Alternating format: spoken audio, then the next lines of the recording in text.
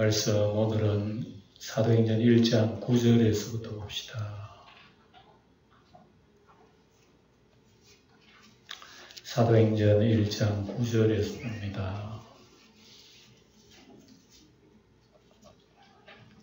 9절 이 말씀을 마치시고 그들이 보는데 올려서 가시니 구름이 그를 가리어 보이지 않게 하더라.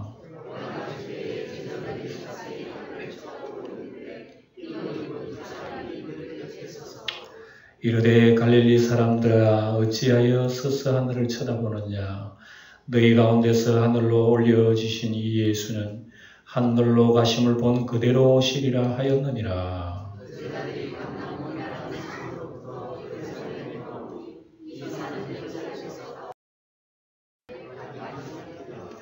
들어가 그들이 유하는 다락방으로 올라가니 베드로, 요한, 야고보, 안드레와 빌립, 도마와 바돌로메, 마테오와 및 알페오의 아들 야고보, 셀로신 시몬, 야고보의 아들 유다가 다 거기 있어.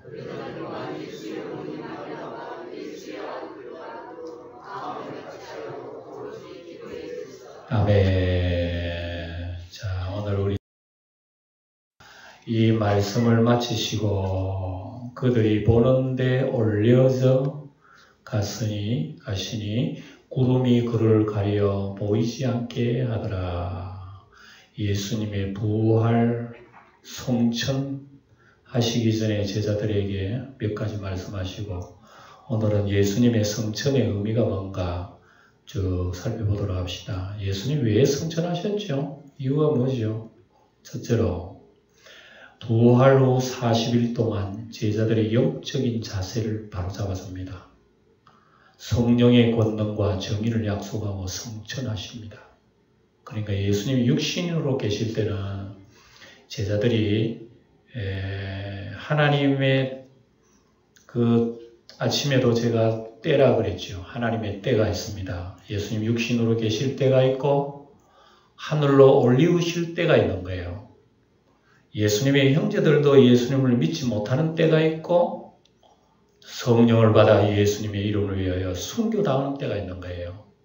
그래서 그런 때를 위해서 하나님의 정하신 때에 따라 예수님이 움직이기 위한 거예요. 그래서 성천도 그런 의미가 있다는 거고요. 그래서 그리스도의 성육신 생활이 끝나고 드디어 예수님의 본연의 하나님의 그 영광의 보좌로 회귀한다 하는 의미가 있는 겁니다. 그래서 성령 성천하여서 왜 성천하시는가? 그렇습니다. 성령 보혜사를 이미 보내주시기로 약속하셨어요. 예수님이. 그래서 만민을 구원하고 재림을 준비하기 위해서 다 하나님의 계산 속에 있습니다. 다 하나님의 계산이에요. 구원받을 자들이 그 철을 예비하기 위하여 요한복음 14장 보면 나오죠. 내가 너희를 위하여 그 철을 예비하러 가노니 예비하면 내가 다시 와서 너희를 내게로 있게 나와 함께 있게 하리라 하시면서 우리 주님이 이미 다 계산하셨어요. 지상의 성도들을 중보 사역하시기 위해서 로마서 8장, 히브리서 7장 보면 다 나와 있습니다. 그래서 우리가 이 땅에 예수 믿는 생활하는 동안에 하늘 보좌의 우편에 계신 예수님이 중보기도를 하고 계셔요. 대제사장의 역할을 하고 계셔서 우리가 이 땅에 신앙 잃지 않도록 끝까지 정인의 역할을 잘 할 수 있도록 예수님이 기도하시고 계신다 말입니다. 그러니까 누군가 너를 위하여 기도하네. 그런 찬송이 있죠. 누가 기도합니까? 주님이 기도하신다 이게요. 그래서 여러분들 이러한 사실을 믿고 주님을 더욱 가까이 해야 되는 거예요. 그 다음에 시공을 초월한 그리스도의 권세를 이루기 위함입니다. 우리 예수님은 하늘에 계시고 하늘에 계신다 그러니까 뭐 저 우주 끝에 거기 계신다 그런 게 아니에요. 영적인 세계에 계신다 그래요. 지금 눈으로 보니까 우리는 육적인 세계지요. 그리고 영적인 세계가 우리의 지금 공간 세계에서도요 존재하고 있어요. 눈에는 지금 천사는 안 보이지만 천사가 여러분 옆에도 계신다 이게요. 눈으로 악마는 안 보이지만 영적으로 이 땅이 지금 가득해요. 그러나 여러분 우리가 이 영적인 육신의 공간과 초월합니다. 그러니까 예수님이 지금도 하나님 우편에 계시다는 것은 바로 우리와 관계 속에 있는 거예요. 그래서 성천의 의미가 이런 올라가실 때 제자들이 자세히 하늘을 쳐다보고 있는데 흰 옷 입은 사람 두 사람이 곁에 서 있습니다. 예수님은 지금 올라가셨죠? 옆에 누가 있다고? 흰 옷 입은 두 사람이 제자들 곁에 있는 거예요. 그래서 제자들이 설명을 해요. 흰 옷 입은 사람은 설명을 해줍니다. 슬픔과 놀라움이 막 뒤섞인 눈으로 빈 하늘을 쳐다보고 있었으나 예수님은 이미 사라지고 구름 사이에 사라져버린 거예요. 옆에 누가 있는가? 천사가 있는 천사. 천사가 설명을 해줍니다. 그때 두 천사가 이렇게 깨워줍니다. 그러니까 천사가 얘기를 해주니까 아주 신비함보다 야 천사가 우리 곁에 지금 다 보는 데서 얘기를 한다는 그런 신비함도 있겠지만 사명감을 일으켜줍니다. 사명감을. 마치 변화산에서 제자들의 신비체험하고 비슷하죠. 변화산에서 분명히 예수님 변화된 모습을 제자들이 본 거예요. 옆에는 옛날에 모세가 서 있고 엘리야가 서 있고 야 수천 년 전에 그 믿음의 선진들이요 그 옆에 있는 거예요. 제자들이 이걸 보고 얼마나 놀랍고 황홀하는지 그 광경이 정말 떠나기 싫어. 얼마나 좋았으면 여기 있는 것이 좋사오네. 그래서 지금 제자들도 그런 경험을 지금 하고 있는 겁니다. 주여 우리가 여기 있는 것이 좋사오네 그랬지요. 지금은 신비체험보다 제자들에게 사명을 일깨워주고 있다 하는 겁니다. 예수의 형상은 사라졌지만 지금 진리의 예수가 우리 마음에 살아 있는 거예요. 그래서 주님은 성전하셨지만 주의 영이 진리로 우리 가운데 계시는 겁니다. 그래 우리 성도 여러분들이 예수 믿는 능력의 힘이 여기서 나오는 거예요. 진리의 영. 여기서 우리가 주님을 따를 수 있는 능력이 생긴다 이겁니다. 11절에 이 천사들이 뭐라고 얘기하나 읽어봅시다. 소리내 읽어봅시다. 시작. 갈릴리 사람들아 어찌하여 하늘을 쳐다보느냐. 너희 가운데 하늘로 올리어진 예수는 하늘로 가심을 본 그대로 오시리라 하였느니라. 천사들이 옆에서 이런 얘기해 줍니다. 너희들이 어찌하여 하늘을 쳐다보고 있느냐. 너희 가운데 하늘로 올리신 예수는 하늘로 올라가신 그대로 오실 것이다. 그래서 이 말씀은 첫째, 성천은 재림을 준비하는 기간이라는 뜻이 있는 겁니다. 주님이 이제 올라가셨죠? 이제 주인이 먼 나라 여행 가신 거예요. 그래서 주인이 다시 돌아올 때까지 종들은 등불을 들고 주인을 맞이할 준비를 하고 있어야 되는 게 성천과 재림 기간 동안에 있을 성도의 자세. 바로 이거예요. 그래서 성도는 주님 재림 영접할 준비를 해야 되는 게 신앙생활입니다. 지금 우리 신앙생활은요. 주님 재림을 준비하는 시간이라고 합니다. 주님 재림. 그러니까 여러분 종들이 깜깜한 밤중에 지금 등불을 들고 주인이 언제 띵동 할지 모르니까 그러면 적시로 우리가 문 열어주면 주인이 놀래버려요. 그래서 주인이 우리를 주인의 자리에 앉히고 우리를 주인이 돕는다 그랬어요. 우리를 봉사한다 그랬습니다. 그때까지 우리 신앙생활을 하는 거예요. 히브리서 9장에 보면 구원에 이르게 하기 위하여 죄와 상관없이 자기를 바라는 자들에게 두 번째 나타나시리라. 첫 번째는 육신으로 오셨죠. 두 번째는 재림으로 오십니다. 이때 지금 우리가 기다리고 있는 겁니다. 성도와 주님 맞이할 준비는 바로 복음 전파입니다. 깨어서 복음을 전파해야 되는 거예요. 그래서 우리는 복음 안에서 든든히 세워져 가야 됩니다. 그리고 주변에 있는 아직도 알지 못하는 수많은 사람들, 그들에게 우리는 사명을 감당해야 하는 겁니다. 마가복음 16장 나오잖아요. 읽어봅시다. 시작. 너희는 온 천하에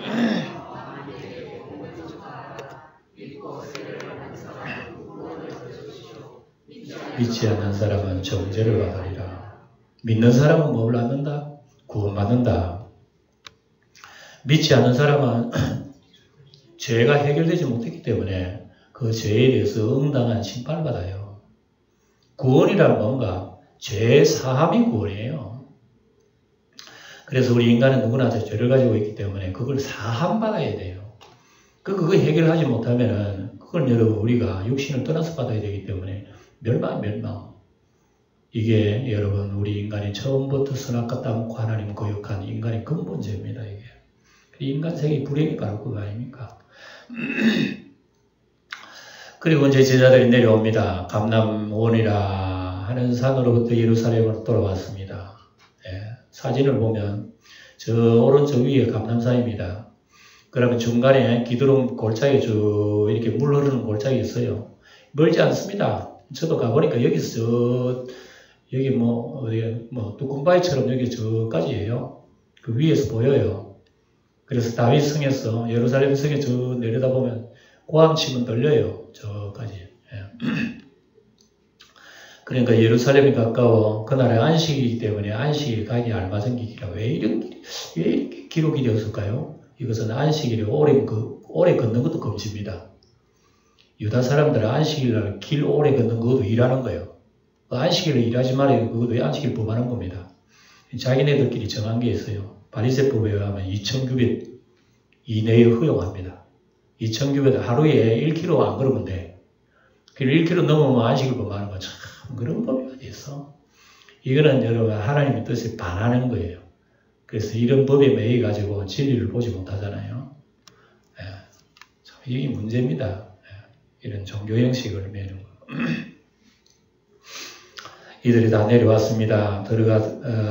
그들이 유하는 다락방으로 올라가니 베드로, 요한, 야고보, 안드레, 빌립, 도마, 바돌로메, 마테와 미달베오의 아들 야고보, 시몬, 야고보의 아들 유다가 다 거기 있어. 그 외에 제자들이 많이 모였습니다. 120명 정도 넘어요. 여자들과 예수의 어머니 마리아와 예수의 아우들과 더불어 마음을 같이 오로지 기도에 힘쓰니라. 여기서부터 불이 붙기 시작하는 거예요. 초대교회는요, 함께 모여서 합심 기도하는 데부터 초대교회가 탄생합니다. 이게 이제 예수님 부활 성천하고 열흘 동안에 계속 이어졌죠. 그러니까 우리가 하나님의 성령은 한두 시간 기도한다고 임하는 게 아닙니다. 습관적으로 기도 생활할 때 성령은 나도 모르게 받습니다. 그때부터 제자들 주님의 약속과 명령을 붙잡아서 기도하는 거죠. 신앙생활은 이겁니다. 하나님 말씀을 약속을 붙잡고 우리는 하나님 앞에 늘어지는 거야. 그냥 하나님 주세요. 이게 신앙생활인데 이런 끊기를 우리는 가져 있어야 됩니다. 처처에 아직도 위험과 죽음의 상황이 지금 놓여 있는 거죠. 오로지 기도에 힘쓸 수 있는 것은 주님의 말씀과 용기와 능력입니다. 우리가 하나님 말씀 배운 대로요, 그 말씀을 가슴속에 딱 담아두고 내가 말씀 붙들면 나중엔 말씀이 나를 붙든다는 걸 여러분 기억하시기 바랍니다. 믿습니까? 술 먹는 사람도 그러잖아요. 내가 술 먹으면 나중에 술이 나를 먹는다 그래요. 우리 성령의 술에 취하면요, 우리가 주님을 붙들면 나중에 주님이 나를 붙든다니까요. 우리가 말씀에 붙들리면 처음엔 내가 말씀 본다고 열심히 애를 쓰지만 나중에는 그 말씀이 나를 붙들어줘요. 잠언 6장에 보면 나옵니다. 이것이 너희 길을 갈 때를 지키며 너희 누울 때에 너를 안식케 하며 너희 깰 때에 너와 대화하리라. 이런 말씀 나옵니다. 그러니까 우리가 말씀 본다고 하지만 나중에는 말씀이 우리를 지켜줘요. 주의 영이 이런 법이 있습니다. 그래서 여러분 게으르지 말고 영적 생활해야 됩니다. 주님이 우리를 붙들어 주시는 그날까지 끝까지 영적 투쟁, 성도가 자신을 이길 수 있는 비결이 입니다. 말씀 붙들고 약속 붙들고 그거 붙들고 주님 살아야지. 우리가 말씀은 우리 잘 듣지만 돌아서면 세상 소리만 들리고 하면 안 되죠. 오로지 우리 기도하고 중단되지 않고 끝까지 우리 교회도요, 이게 살아있어야 됩니다. 이게 살아있어야 되는데 힘을 냅시다. 기도 생활은 여러분, 기도가 안 돼도 기도해야 돼요. 뭐라고요? 목사님, 기도가 안 돼도 기도됩니까? 저 경험에 의해서는 기도 안 돼도 기도하는 게 은혜가 됩니다. 기도하기 싫어. 어떤 때는 기도 제목도 없어. 할 말도 없어. 그래도요, 그때에 하나님 앞에 앉아. 하나님 앞에요, 앉아요. 한 30분만이라도 앉아있어. 말 안 해도 돼. 그냥 주여 하고 있다가 한 5분 숨 쉬었다가 또 주여 그러세요. 그러면요, 나도 알지 못하는 사이에 주의 영은 우리의 영을 붙듭니다. 기도 생활 거기지. 꼭 내가 막 할 말이 있다고 주여 이거 저거 어쩌고 막 할 말도 해보면 뭐 할 말이 없고 5분만 하고 나면 할 말이 없어. 그 기도 그게 아닙니다. 기도는 하나님 가까이 하는 기도예요. 그래서 이런 열정이 있을 때에 주의 영이 임합니다. 주의 영이 임하면 여러분 또 방언도 좀 체험해 보세요. 하시는 분들.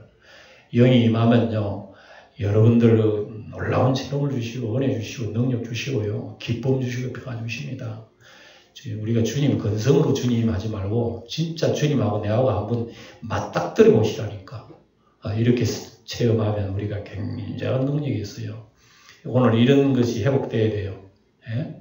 우리 여전도 회원인지 모르겠습니다만 이런 거에 회복돼야 된다. 이런 열정이 어디서부터 나옵니까? 어린아이도 기도해야 돼. 중고등학생 기도해야 돼.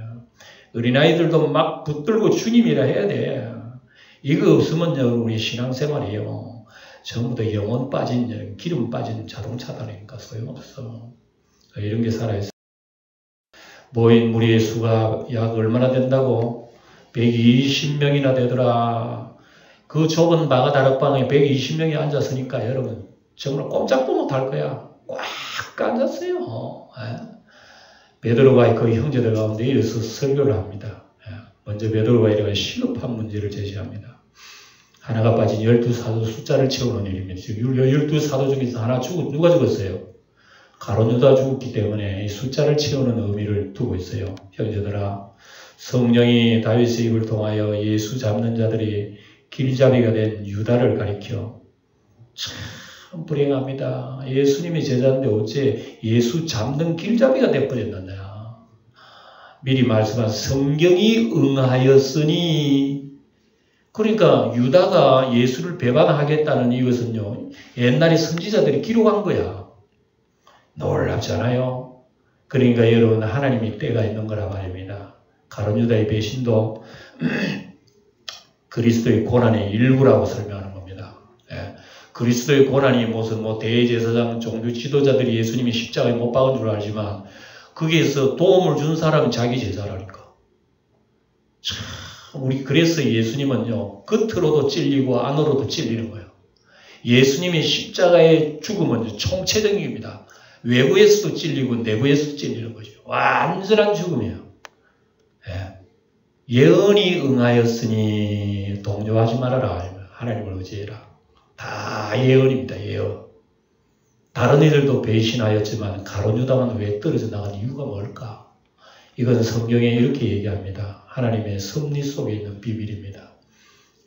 로마서에 나옵니다. 토기장이 비유를 하면서. 토기장이 하나는 귀이슬 것을 하나는 천이슬 것을 못하느냐? 그러니까 바울 사도가 여기까지만 얘기해요. 하나님이 하시는 일을 우리가 어떻게 이래라 저래라 하나? 그 이상 몰라. 하나님이 하신다 얘기해요. 하나님이 창조한 피조물 중에서 사탄이 나왔는데 예수님이 12사도 중에서 예수님이 자기를 팔자도 택하신 거야. 그러니까 이거는 우리가 상상 못하는 하나님의 계산이 있는 거예요. 그럼 그 중에 우리는 다른 거 생각할 필요 없어. 나 같은 죄인을 하나님이 구원의 백성으로 그 대열에 포함시켰다는 거, 이거는 놀라운 얘기예요. 놀라운 얘기예요. 로마서 9장에 보면 나오죠. 내가 읽어봅시다. 내가 긍휼히 여길 자를 긍휼히 여기고 불쌍히 여길 자를 불쌍히. 이거 하나님 마음대로 하시는 거예요. 긍휼히 여기고 불쌍히 여기고 하나님께서 또 버리는 건 하나님이 하시는 거예요. 택하시고 유기하는 거 하나님이 하시는 거예요. 그러니 우리는 거기에 대해서 우리가 토를 달 수가 없는 거예요. 단지 우리는요, 아무리 예수를 따른다 그러지만 속에는 예수님 배반하는 마음이 자리 잡고 있는 거예요. 이건 여러분 근본적으로 택하지 않는 사람은 그런 마음을 가지고 있습니다. 예수님 따라도 예수님 내 마음에 안 들어 팔아버릴까 이런 생각을 해요. 항상. 그건 내가 하나님 앞에 버림받았다는 생각입니다. 생각 속에서 내가 택하고 버림받은 게 다 나타난단 말입니다. 이 사람은 본래 우리 수 가운데 참여 이 직무의 한 부분을 맡았던 사람. 베드로는 불행했던 동료를 지금 회상하고 있죠. 이 사람 더 이상 사도나 형제가 아닙니다. 이 사람 그랬죠. 이제 가룟 유다가요, 떨어져 나간 뒤에는 사도라는 말이 없어져 버렸어요. 이 사람이야, 이제. 여러분, 우리가 예수님 떨어져 나가면 성도라는 이름이 없어져 버려. 이 사람. 사도나 형제가 아니라는 그 얘기입니다.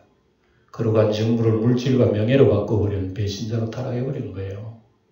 여러분, 예수님을 세상 것으로 바꾸지 마시기를 축원합니다. 예, 절대로 아무리 아쉬워도 예수님 이름하고 바꾸지 말아요. 장자의 명분을 팥죽 한 그릇 바람에 에스와 같은 사람 됩니다. 예, 이 순간이 영혼을 후회하는 거야, 지금 에스는. 내가 왜 그때 배고프면 차라리 굶어버리 금식해버리지, 뭐 때문에 내가 아우한테 그걸 팔았노. 그 순간이 영혼을 좌우한다니까요. 그러니까 우리가 세상에 아쉬운 거 있어도 우리가 차라리 내가 굶어 죽으면 죽었지 우리 예수님 배신하지 않으리라, 이런 마음으로 주님 기도하면요, 하나님 우리를 도우십니다. 절대 우리 안 버리십니다. 그래서 히브리 12장 보면 혹 안 그래도 음식을 위하여 장자의 명분을 받는 에서와 같이 망령제자가 없도록 살피라. 우리 구역 성도끼리는 서로 살펴야 됩니다. 내만 잘 믿으면 안 된다고 얘기했죠, 성경에. 반드시 옆에 있는 형제도 봐야 돼요. 옆에 있는 꾸벅꾸벅 우리가 신앙에 졸고 있지 않는지 흔들어 깨우고 같이 기도하고 힘내자. 주님 사랑합시다. 우리 인생이 그렇게 행복하고 오래될 것 같지는 그렇게 길지 않습니다. 그러니까 잠시 지나가는 인생, 하늘에 진짜 본 무대가 있어요. 하늘에 본 무대가 있다니까. 우리 인생은 7, 80은 하나의 리허설이야, 리허설. 리허설은 뭐냐? 원래의 본 연극 무대에 들어서기 전에 연습하는 것이 리허설이에요. 우리에는 본 무대에 하늘나라가 있어요. 이 우리가 살고 있는 이 세상은 리허설 세대예요. 잠시 준비하다가 우리 본 무대에 들어가는 겁니다. 이게 우리의 영생의 세계예요. 이걸 사람들은 모릅니다. 이 사람이 불의의 싹스로 밭을 사고 후에 곤두박질하여 배가 터져 참자가 다 흘러나온지라 자살해 죽었습니다. 뭐 자살 얘기 나오는데 여기서 뭐 더 이상 언급을 안 하겠습니다만, 자살은 어쨌든 최후에는 안 좋은 일이에요. 이건 가룟 유다를 통해서 우리에게 알려주는 메시지입니다. 초대교회 모든 성도들에게 큰 충격을 주었어요. 이게 큰 충격. 이 일이 예루살렘에 사는 모든 사람에게 알려졌습니다. 안 믿는 사람, 믿는 사람 모두가 소문이 다 나버리는 거야. 그들의 말로는 그 밭을 아겔다마라는 피밭이라. 원래 이 밭을 산 게 아닙니다. 터를 샀는데 이 터를 누가 사가는 사람이 없는, 유다가 목매어 죽인 장소로 알려져 있는데 매매가 안 됩니다. 그 터가 매매가 안 되는. 그래서 유다가 내던진 은삼식으로 밭을 사가지고 나그네 공동묘지로 삼았다, 이렇게 기록이 되어 있어요. 그러니까 사도행전이 기록하기까지 아직도 그 터밭이 있는 거예요. 지금 여러분 사진 보죠. 이게 실제적으로 있는 겁니다. 지금은 뭐 하겔 드마 수도원이라고 하는 이 지역인데요. 여기 밑에 내려오면 이 지역의 모습이 이렇대요. 저는 가보지 못했으면 이렇게 생겼답니다. 여기 공동묘지라는데 지금 뭐 묘지는 잘 보이지도 않네요.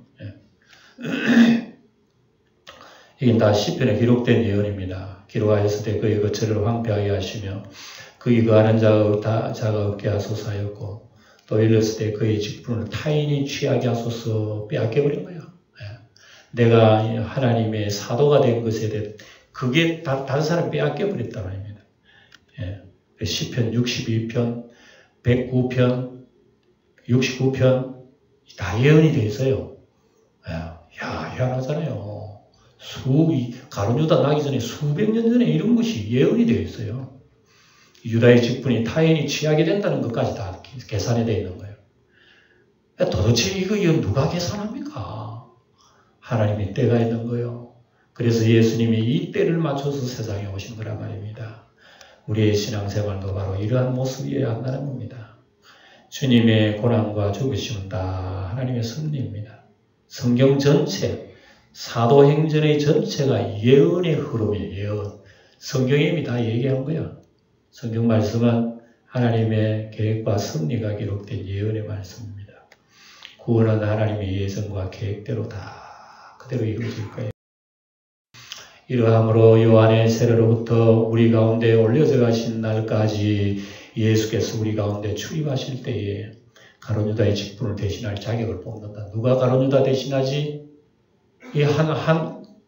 지금 결혼이 됐죠. 예. 이 자리를 누가 채워야 되는 거예요. 항상 우리와 함께 다니던 사람 중에 자격을 말합니다. 누가 채우느냐? 항상 우리와 함께 다니던 사람, 12사도만 예수님과 같이 다닌 게 아니죠. 12사도 외에도 많은 사람들이 예수님과 함께 꼭 다니고 동고동락한 한 사람들이 있어요. 그 중에 하나를 세워 우리와 더불어 예수께서 부활하심을 증언할 사람이 되게 하여야 하리라 하거늘 12제와 똑같이 동고동락했던 사람 중에 뽑힌 사도만 아니었지 이미 신실한 예수의 제자가요. 12사도 외에 많이 있었습니다. 70제자도 있었고요. 네, 그 중에 많아요. 교회 일꾼은 여러분 이미 뽑히기 전에 준비가 되어 있어야 되는 거예요. 네. 그러니까 우리가 하나님의 일꾼은 미리미리 준비가 되어 있어야 돼요. 주님 언제든지 쓰세요. 시간도 있습니다. 네, 재능도 있습니다. 나를 쓰세요. 아멘 하고 준비되어 있는 사람. 네, 이런 자세입니다. 그들이 두 사람을 세우니 후보가 나왔어요. 누가 나왔나? 바사바라고도 하고 별명은 유스도라고 하는 한 사람. 이름 뭐죠? 요셉. 이 사람은 이름도 많아. 바사바라고 하기도 하고 유스도라고 하기도 하고 본명은 요셉이요. 그리고 이름이 많이 알려진 사람입니다. 이 사람은요.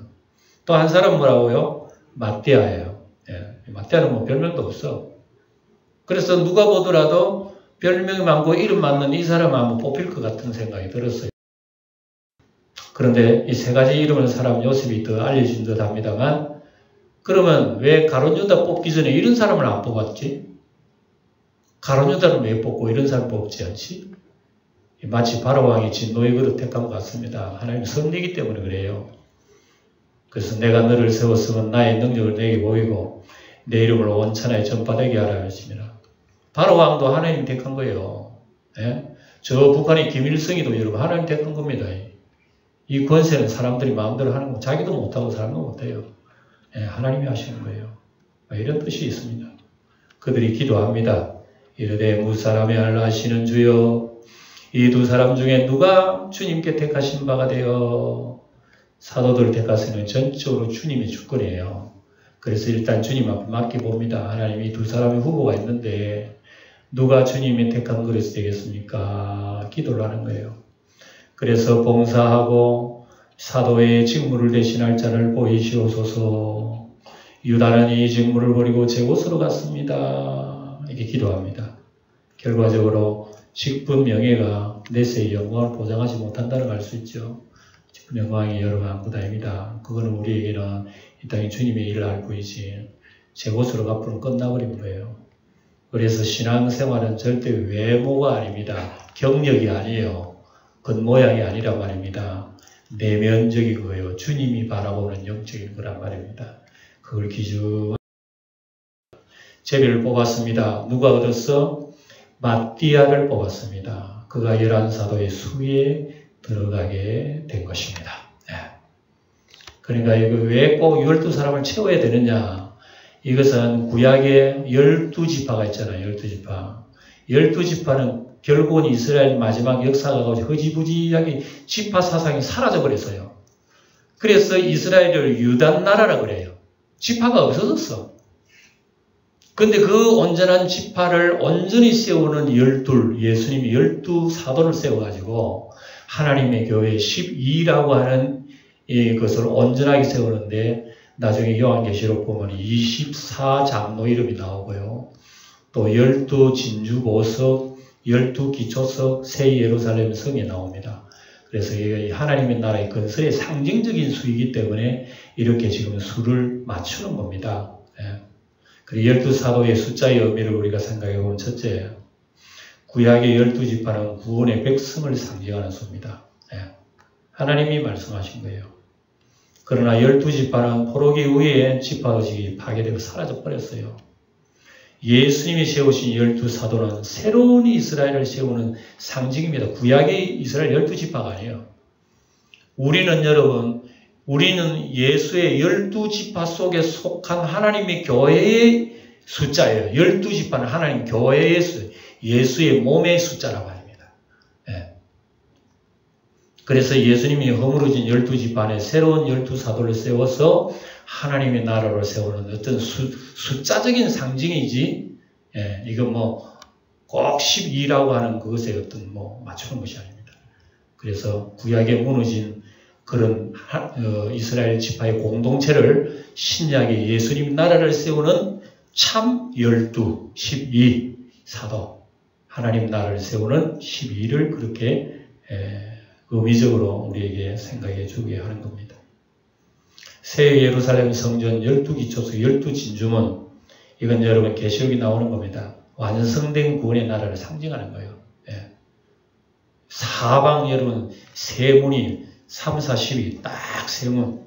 이거 하나님 나라의 아름다움을 이렇게 질서와 아름다움, 공의와 사랑, 이것을 예루살렘 성전이라고 하는 이 아주 이 질서가 잘 맞는 그런 그 모습의 성을 통해 가지고 우리에게 알려주는 그런 거예요. 오늘 마치도록 합시다. 오늘의 교훈을 믿는 사람들이 세상 사람들 다르게 살 수밖에 없는 이유가 있어요. 우리는 여러분 이미 세상 사람이지만 사실은 예수 안에서는 이미 다른 사람이 되어버린 거예요. 그래서 다른 사람이니까 다르게 살 수밖에 없는 거예요. 이유가 뭡니까? 재림을 믿고 살기 때문이에요. 네. 우리 다시 오시는 예수님 재림을 믿고 살기 때문에 삶의 방식이 달라요. 사람들하고. 네. 그렇게 사람들이 우리한테 매력을 못 느끼는 거야. 저 사람들은 맨날 먹고 천당만 생각하고 이런 생각만 하고, 여러분 세상과는 괴리가 있어. 이거 별로 재미가 없어. 예수 믿는 사람은 가까이 있으면 재미가 없어. 그러니까 예수 믿는 사람들이 나하고 놀면 재미가 없으니까 예수 믿는 걸 던져버린다니까. 쉽게 팔아버려. 예수는 좀 믿기세요. 내 친구가 좀 몰랍니다. 이런 식으로 해서 세상과 짝하는 그런 생활은요, 주님을 배반하는 생활입니다. 절대로 그러지 마세요. 우리는 주님과 함께 살아가는 거란 말입니다. 세상 사람들의 목적은 세상 아닙니까? 물질이고 세상 영광이 전부지요. 우리 믿는 사람은 그렇지 않습니다. 이 세상이 다가 아니라는 걸 우리 알 수 있죠. 우리에게는 이 세상은 잠시의 세상이고 참된 우리의 영원한 나의 본향, 우리 지금은 본향이라 안 하잖아요. 진정한 본향이 하나님 나라에 우리에 있기 때문에 그 나라를 위해서 우리는 사도행전을 이렇게 이해를 하게 되는 겁니다. 그러니까 고난받지. 그래서 성도는 믿음과 소망과 사랑으로 살되 성령과 기도와 주의를 하면서 살아가는 겁니다. 어쨌든 끝까지 우리 영광교회 성도들이 다 같이 기도하고 마칩시다. 알파와 오메가 되시는 우리 주 하나님, 구원은 하나님이 시작하시고 하나님이 이루시는 것을 믿습니다. 제자를 택하시고 세우시는 일, 흥하고 패하게 하시는 이도 우리 하나님의 심을 믿습니다. 오늘 우리와 같은 죄인들도 하나님이 사랑하시고 택하시고 부르셔서 여기 있사오니 주님의 뜻을 이루시는 그릇이 되게 하옵소서. 우리의 소망은 세상의 것이 아니라 다시 오실 예수님 재림이 오니 성령 안에서 기도하며 말씀 안에서 보험전하며 살게 하옵소서. 우리를 택하신 주 예수님의 이름으로 기도하옵나이다. 아멘.